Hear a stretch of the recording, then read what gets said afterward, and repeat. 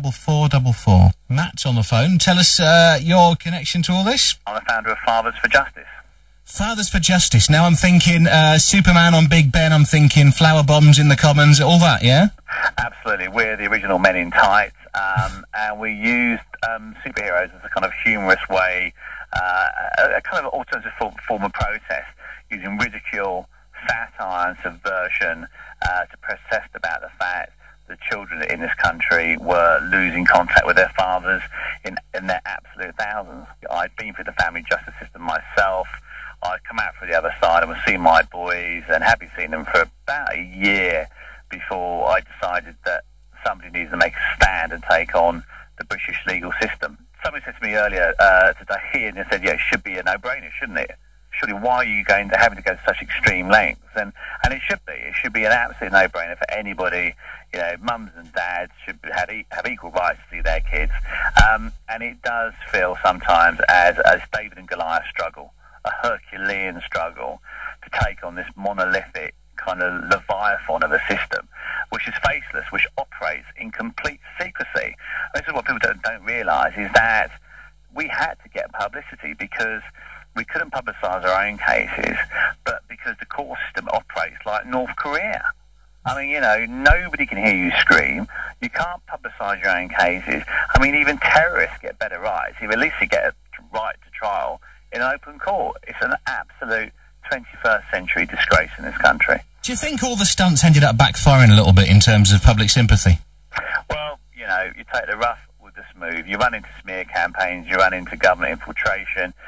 People want to, you know, what goes up must come down. And to some extent, there was always going to be a backlash to some extent. You live with that, you move on with it. We're still going. Tony Blair's gone. We're still here, and we'll be here until we finish the job. And are you still doing the big stunts? Well, we were in America just a couple of weeks ago, and we just launched over there, and two of our guys, Johnny Stainsby, veteran activist, another guy, Mike Downs, scaled the Lincoln Memorial in Washington, D.C., and we're spreading the message, and this is going Were they in costumes? They were Captain America, and I think it was Batman. I mean, we don't do the superheroes costume thing over here now because that campaign was right for its time. We're launching a new campaign very shortly to tie in with the awful, tragic killings on the streets of our country of children killing children, and Rhys Jones, obviously, last week and stuff. And we're looking at starting a new campaign to do with that, which will be a much more serious, much more grown-up kind of vein. Because there's a commentators, for want of a more specific word, do kind of draw this connection between out-of-control youngsters and not having fathers around. But it tends to be an assumption it's fathers that don't want to know. Do you think there's a problem?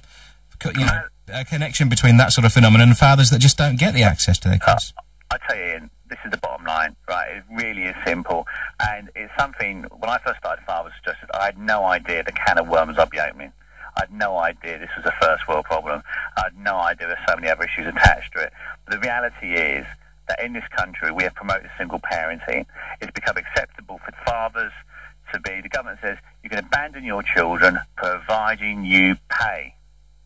So we're treating fathers as cash points, we're treating mothers as carers, and what we're doing is raising a generation of boys who have grown up with their mothers, who are taught by women, who then bond with other children, other boys when they're older, form gangs, form families on the streets of this country. They become their families because the fathers aren't around. What we've got to do is put the father back into the family. It's common sense. We all know it's common sense. But the politicians, they wring their hands, they make the excuses, they blame dads as being dodgy, deadbeat, feckless, feral, the usual stuff, scapegoat dads, blame everything on fathers. Well, what about the fathers who want to be good, loving, hands-on, responsible parents that have been denied that right by the family courts in this country? That's the question for the politicians of this age. And getting down to the nitty-gritty then, what has got to change? Well, in terms of the family justice system, really three simple things. One, mandatory mediation to funnel people away from going into the court system. Two, to have a presumption of contact in this country and a presumption of shared parenting. Three, an open system of family justice. You know, let's not forget, we have a judiciary which is unelected, unaccountable and unsackable. That's quite incredible in a modern-day democracy to have that situation. That's got to change. We've also got to change the perception that child support is merely about finances. Child support should be about providing emotional or financial support. Stop seeing mums solely as carers, dads solely as cash points. See both parents as being responsible, loving parents, because when a child loses a parent, it's emotional amputation. The child simply falls over. Do you think you're making any headway? The government proposals to open up the family courts have been discussed. People are aware there's a serious problem in this country. What we've got to do now is take this matter now. I think the seriousness of kids dying on the streets. If I can tell you, Rhys Jones, who died last week, is the same age as my eldest son. And my eldest son starts secondary school next Tuesday, and I'm walking to school. And that brings it home to me. It really does bring it home to me what's happening to our country. And a large part of that is because politicians won't get to grips with the fact we've created a single parenting culture and single parenting society where it's acceptable for fathers not to be involved in the lives of their children. And that has to change. How we do that is a plan I'm working on at the moment. We're working up a new campaign to do with it. And it will probably be the most spectacular thing this country will have ever seen in terms of taking the idea of campaigning to put fathers back into the family. That's the responsibility on our shoulders in Fathers for Justice. So I have a feeling we're going to be doing a fair bit of growing up. I don't think you'll be seeing much in the way of superhero suits in the next few weeks and months, I'm sure. You're intriguing me. You've got a book coming out about the whole thing as well, haven't you? There's a book, Fathers for Justice, The Inside Story, which gets behind the scenes. It's a book really does sound the alarm that this is a national emergency for our families. I think every mother, father, grandmother, grandfather, aunt, uncle, everybody should be picking up a copy of this, because literally this book will tell you that it could happen to you tomorrow. This is what could happen to your family. It could be torn apart in a way that is unimaginable. And I think women will find it entertaining, the idea of, because there's a lot of humour in it. There's a load of humour, because it is a very funny story in many respects. Very tragic on the other hand, but it's very funny. I think the guys will get a lot from it, and I think women will be intrigued to know what actually went on behind the headlines, behind the caricatures, behind the Leo Blair kidnap plot. There was all that business about extremists supposed to be we're plotting to kidnap the Prime Minister's son and all this rubbish. I strongly recommend it to people just to pick up and learn a bit about what's going on. If you're a dad who's at the moment banging your head against a brick wall trying to see your own kids, what's a positive piece of advice you could pass on? Well, we'll try and help you. That's the first thing to do. Never, never, never give up on your kids. There is help out there. There is hope out there. We do our best as an organisation, www.fathers-4justice.org.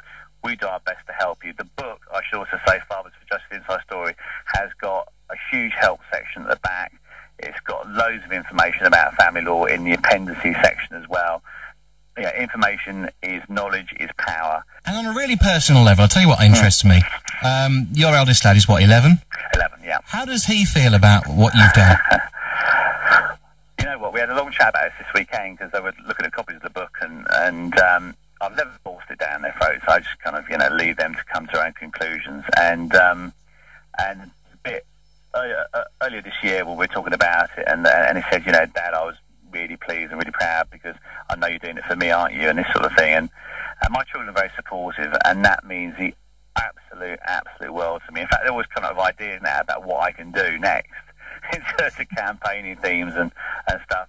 The love and support of my family and my children doing this is absolutely vital, because it's a very personal issue for me. I'm very close to my children. I get on very well with my ex-wife now as well, thanks be to God.